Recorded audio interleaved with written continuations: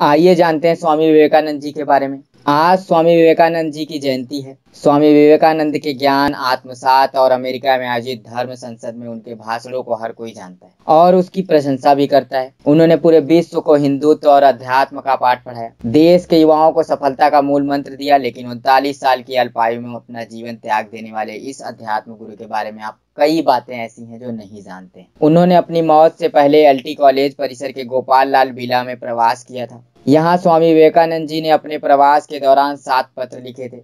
इन पत्रों में कई हैरान कर देने वाली बातों का जिक्र है। वहीं इतिहास में उनके भाषण, वाद विवाद और कई रोचक कहानियां भी दर्ज हो गई हैं, जिनके बारे में जान स्वामी विवेकानंद की महानता और उनके गुणों को आप भी अपनाना चाहेंगे। आइए जानते हैं स्वामी विवेकानंद जी से जुड़ी कुछ रोचक किस्सों के बारे में। स्वामी विवेकानंद जी को आभास हो गया था कि अब उनकी मृत्यु हो जाएगी। अपने पत्र में स्वामी विवेकानंद जी ने हैरान कर देने वाले सच का जिक्र किया है कि जब वह काशी थे तो उन्हें यह आभास हो गया था कि उनकी मृत्यु होने वाली है। वह अपने जीवन काल में 5 बार काशी गए थे, लेकिन अपनी मृत्यु का आभास होने के बाद ये उनकी आखिरी काशी यात्रा थी। इसके बाद 4 जुलाई 1902 को स्वामी विवेकानंद समाधि में लीन हो गए। जब उनका निधन हुआ तो विवेकानंद जी 39 वर्ष 5 माह 24 दिन के थे। इसी वर्ष वो बनारस गए, 1 माह वहीं ठहरे और बीमार होने के कारण स्वास्थ्य लाभ लिया। इस दौरान स्वामी विवेकानंद जी ने जो निर्णय लिया वह भारत के इतिहास में एक महत्वपूर्ण घटना के तौर पर दर्ज हो गई। मृत्यु से पहले शिकागो जाने का निर्णय। स्वामी विवेकानंद जी ने मृत्यु का आभास होने के बाद 2 निर्णय लिए थे,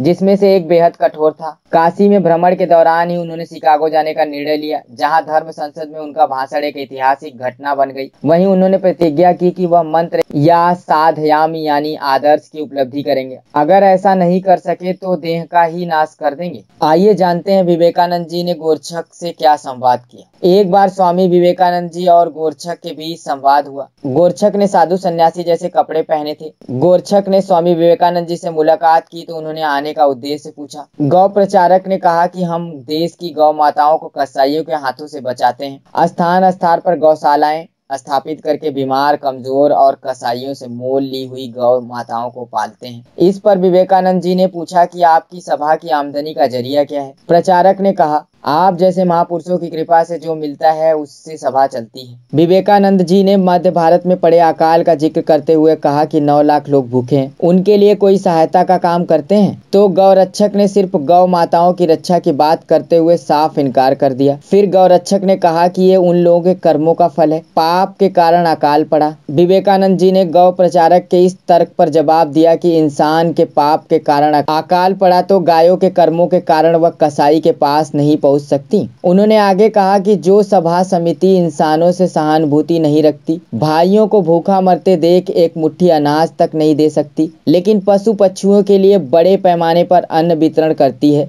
उस सभा समिति के साथ मैं जरा भी सहानुभूति नहीं रखता हूँ।